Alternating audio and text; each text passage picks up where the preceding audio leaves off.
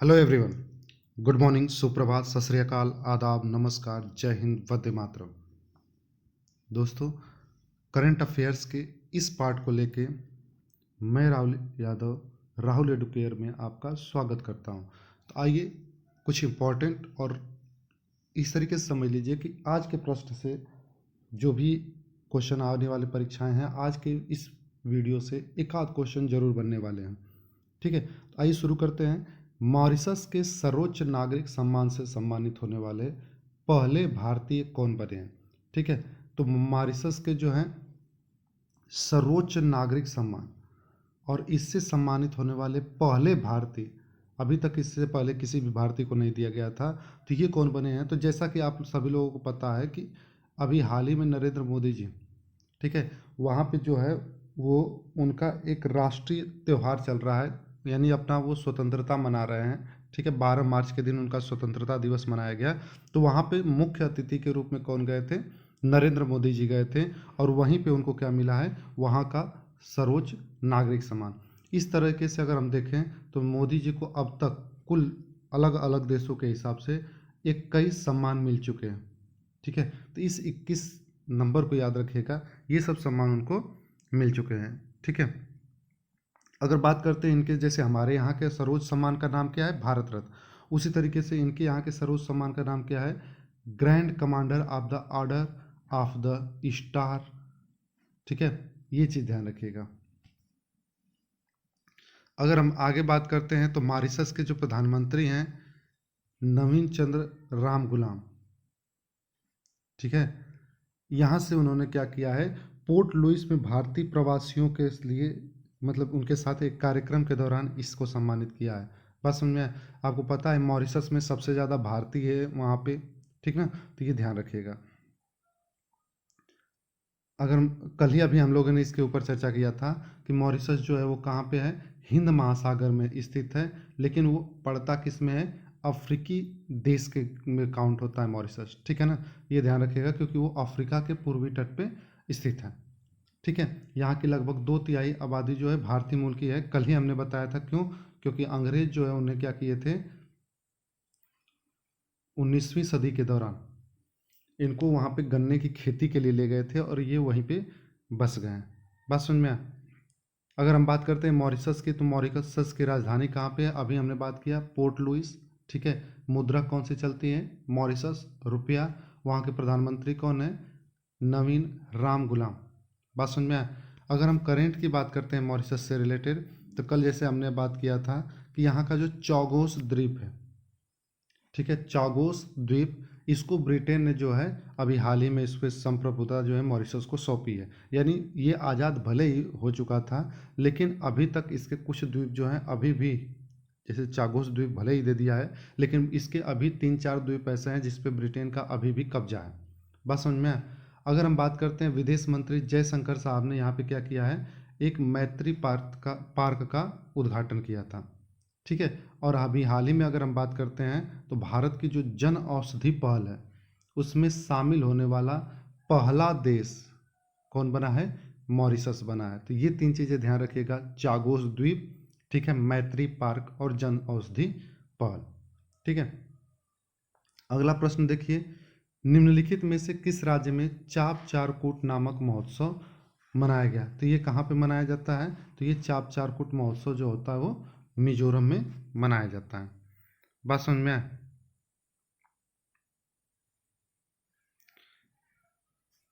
ये जैसे बांस और पेड़ों को झूमिंग के लिए जलाने वाले जो सूखने का इंतजार किया जाता है, ठीक है, और ये कब मनाया जाता है? हर साल मार्च के महीने में ही मनाया जाता है। अगर हम कुछ और उत्सव की बात करते हैं तो सांभर उत्सव कहाँ मनाया जाता है?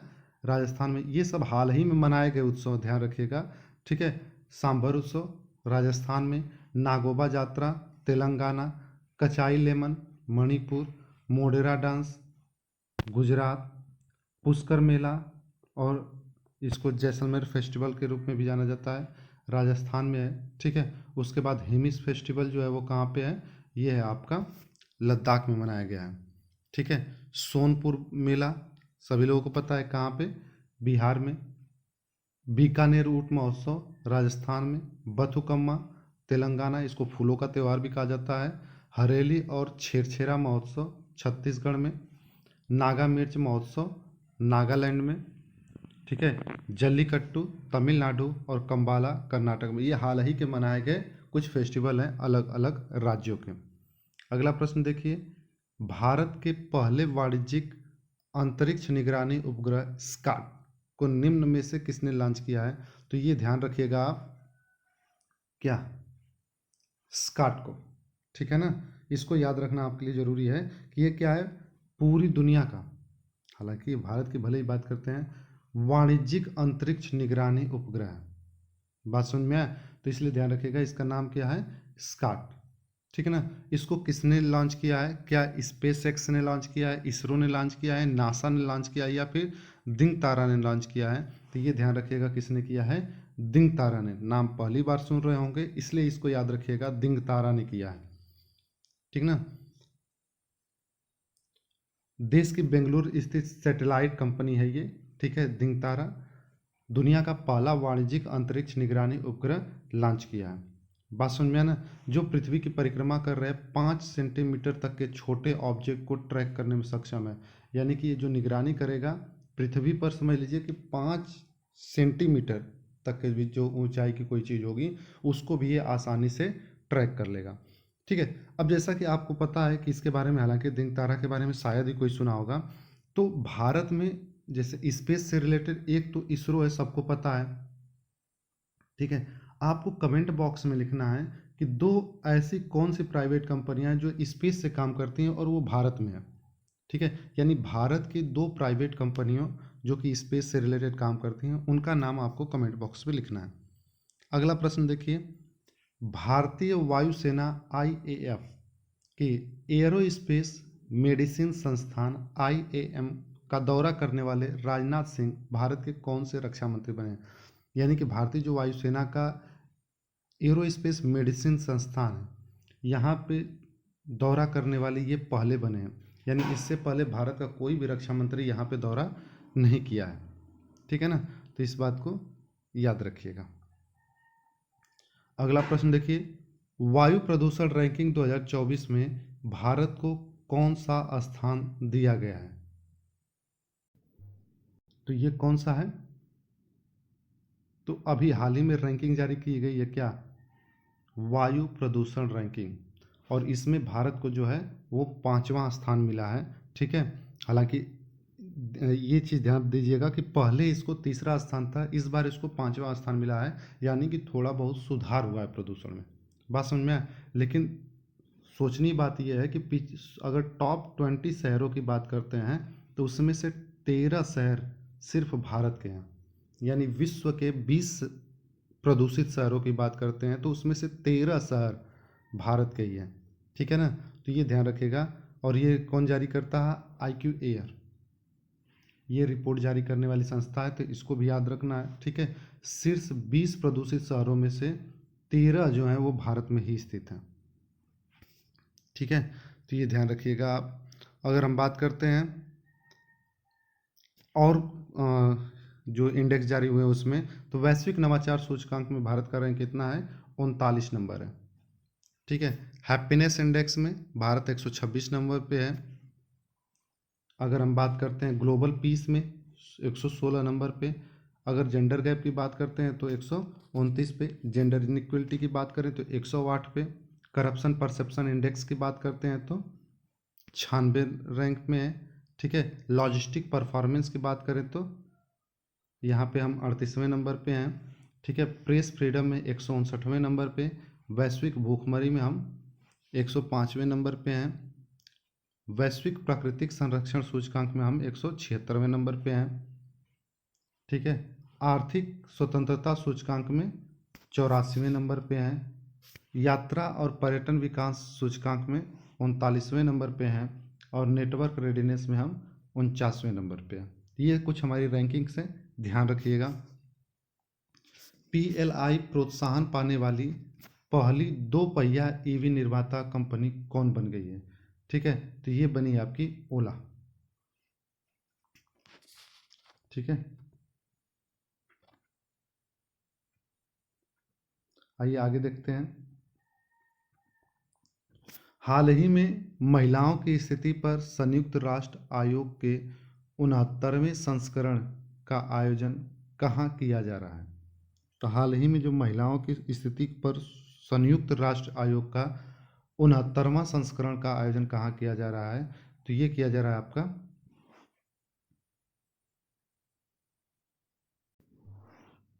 इसका आयोजन आपका हो रहा है न्यूयॉर्क, अमेरिका में। ठीक है, तो अभी महिलाओं की स्थिति पर संयुक्त राष्ट्र आयोग का 69वां जो संस्करण है, इसकी बैठक कहाँ पे हो रही है? न्यूयॉर्क में। ठीक है, अगर हम बात करते हैं केंद्रीय महिला एवं बाल विकास मंत्री अन्नपूर्णा देवी, इस समय कौन है केंद्रीय महिला और विकास मंत्री?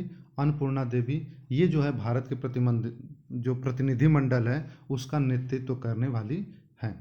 बात समझ में आया? तो ये चीज़ याद रखना है। अगला प्रश्न देखिए, नवाचार पूर्ण मासिक धर्म स्वच्छता ब्रांड का ब्रांड एम्बेसडर किसे नियुक्त किया गया है? ठीक है, यानी कि एक नया यहाँ पे ब्रांड एम्बेसडर की बात की गई है। नवाचार पूर्ण मासिक धर्म स्वच्छता ब्रांड का ब्रांड एम्बेसडर नियुक्त किया गया है। ये किसे किया गया है? ये किया गया है साइना नेहवाल को। ठीक है, अगर हम बात करते हैं तो साइना नेहवाल का अचीवमेंट, विश्व की नंबर 1 खिलाड़ी ये रह चुकी हैं। ठीक है, और इस समय जो है इनको ब्रांड एम्बेसडर के रूप में नियुक्त किया गया है। किसका? नारिका का, जो कि क्या है? नवाचार मासिक धर्म स्वच्छता ब्रांड है। ठीक है, इसके साथ इनकी साझेदारी कुल मिला के ये नियुक्त की गई हैं। अगर हम कुछ और ब्रांड एम्बेसडर की बात करते हैं, पश्चिम बंगाल के ब्रांड एम्बेसडर हाल ही में किसे नियुक्त किया गया है? सौरभ गांगुली को। एसबीआई के एमएस धोनी। रिलायंस जियो मार्ट के ब्रांड एम्बेसडर भी एमएस धोनी हैं। मोबिल के ब्रांड एम्बेसडर ऋतिक रोशन है। ठीक है, चुनाव आयोग के राष्ट्रीय आइकन के रूप में कौन थे 2024 में? राजकुमार राव। गरुड़ एरोस्पेस के भी ब्रांड एम्बेसडर कौन है? MS Dhoni. Bharat petroleum corporation limited के ब्रांड एम्बेसडर कौन है? तो ये हैं आपके नीरज चोपड़ा। ठीक है, अगर हम इलेक्ट्रॉनिक्स ब्रांड बोट के ब्रांड एम्बेसडर की बात करते हैं तो ये है यशस्वी जायसवाल। नाम पे ध्यान रखिएगा, यशस्वी जायसवाल है। ठीक है, फिट इंडिया मूवमेंट के ब्रांड एम्बेसडर कौन है? नरेंद्र कुमार यादव। ये कुछ ब्रांड एम्बेसडर हाल ही के हैं, याद रखिएगा। अगला प्रश्न देखिए, पूर्वी भारत का पहला न्यूक्लियर प्लांट कहाँ खोला जाएगा? ठीक है, तो ये पूर्वी भारत का पहला न्यूक्लियर प्लांट है। इससे पहले पूर्वी भारत में कोई भी न्यूक्लियर प्लांट नहीं था, लेकिन पूर्वी का मतलब बहुत पूर्व में मत चले जाइएगा। ये कहाँ पे? नवादा, बिहार में खोला जा रहा है। ठीक है ना। अगर हम बात करते हैं बिहार से रिलेटेड, तो जैसा सभी लोगों को पता है, राजधानी इसकी कहाँ है? पटना है। मुख्यमंत्री नीतीश कुमार है। राज्यपाल आरिफ मोहम्मद खान है। करंट की बात करिए बिहार से, तो तांबे का बना बापू टावर कहाँ पे है? पटना में स्थित है। प्रधानमंत्री नरेंद्र मोदी ने बिहार के दरभंगा में एम्स की आधारशिला रखी है। ठीक है, आपदा के पूर्वानुमान के लिए नीतीश जी ने एक ऐप लॉन्च किया है। ठीक है, अगर हम जाति आधारित जनगणना शुरू करने वाले राज्य की बात करते हैं तो ये पहला राज्य है बिहार। ठीक ना। 8वीं महिला एशियाई हॉकी चैंपियंस ट्रॉफी जो है उसका आयोजन भी कहाँ पे हुआ? बिहार में हुआ। ठीक है, बिहार सरकार ने राज्य के सभी मंदिरों, मठों और ट्रस्टों का पंजीकरण अब अनिवार्य कर दिया है। ठीक है ना। और राजगीर में नालंदा विश्वविद्यालय परिसर का भी उद्घाटन मोदी जी के द्वारा यहाँ पे किया गया है। ठीक है, अगर हम बात करते हैं बिहार में नागी पक्षी अभ्यारण्य और नकटी पक्षी अभ्यारण्य को हाल ही में रामसर साइट में शामिल किया गया सूची में। उसमें बिहार के सुल्तानगंज रेलवे स्टेशन का नाम बदल के क्या कर दिया गया है? अजगैबीनाथ धाम कर दिया गया है। ठीक है, लोकसभा के अध्यक्ष ओम बिरला ने जनवरी 2025 में बिहार की राजधानी पटना में 85वां अखिल भारतीय पीठासीन अधिकारी सम्मेलन, इसका आयोजन यहाँ पे किया था। अगला प्रश्न देखिए, हाल ही में राष्ट्रमंडल खेल महासंघ का नाम बदलकर क्या कर दिया गया है? ठीक है, तो इसका नाम क्या कर दिया गया है? इसका नाम हो चुका है राष्ट्रमंडल खेल। ठीक है, यानी वहाँ से महासंघ जो है वो हटा दिया गया है। बात समझ में। और ये एक पहल चल रही है मोर इन कॉमन, ज़्यादातर चीज़ें जो हैं वो कॉमन बनाई जाए, उसके तहत ये नाम बदला गया है। अब समझ में तो नहीं आ रहा है कि इसको बदलने से क्या होगा, बट नाम बदला है, एग्जाम में पूछा जाएगा तो आप याद रखिएगा, ठीक है ना। अगर हम बात करते हैं कि ये राष्ट्रमंडल है क्या, तो इसका सीधा सीधा है जो अफ्रीका, अमेरिका, एशिया, कैरिबियाई जो कंट्रीज हैं, यूरोपियन या फिर ऐसे जो हैं, जो कि क्या है, शक्ति के माध्यम से विविध संस्कृति को एकजुट कर रहे हैं। बात समझ में आया? राष्ट्रमंडल खेल, ज़्यादातर जो खेल होते हैं वो उन कंट्रीज के द्वारा ही इसमें पार्टिसिपेट किए जाते हैं जो कि कभी ना कभी ब्रिटेन के गुलाम रहे हैं, ठीक है। अगर हम और नाम बदले हुए बातों की बात करते हैं तो अभी हाल ही में मैंने अभी बताया था आप लोगों को कि बेंगलोर सिटी यूनिवर्सिटी का नाम बदल के डॉक्टर मनमोहन सिंह के नाम पे रखा गया है। CISF प्रशिक्षण केंद्र राजादित्य चोलन के नाम पे रखा गया है। राजस्थान की फायर सागर झील का नाम वरुण सागर कर दिया गया है। अभी जैसा बताएं कि सुल्तानगंज रेलवे स्टेशन का नाम अजगैबीनाथ धाम कर दिया गया है। ट्रेन 18 का नाम जो है वो वंदे भारत एक्सप्रेस कर दिया गया है। अयोध्या रेलवे स्टेशन का नाम अयोध्या धाम जंक्शन कर दिया गया है। यस 400 का नाम सुदर्शन कर दिया गया है। पोर्ट ब्लेयर का नाम श्री विजयपुरम कर दिया गया है। केरल का नाम केरलम हो चुका है, ठीक है। पुरानी जो हमारी संसद थी उसका नाम संविधान सदन रखा गया है। सौराष्ट्र क्रिकेट स्टेडियम का नाम निरंजन शाह स्टेडियम रखा गया है, ठीक है। अल मिनहात जो UAE में पड़ता है उसका नाम हिंद शहर रखा गया है। अहमदनगर का नाम बदल के अहिल्याबाई नगर रखा गया है। मोपला इंटरनेशनल एयरपोर्ट का नाम बदल के मनोहर पर्रिकर एयरपोर्ट रखा गया है।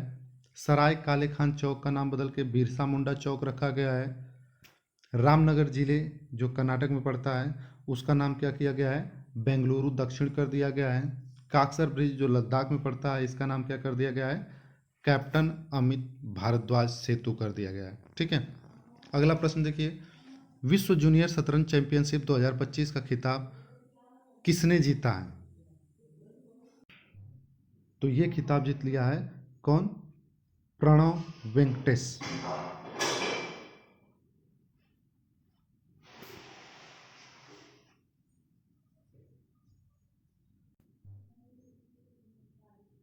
ठीक है।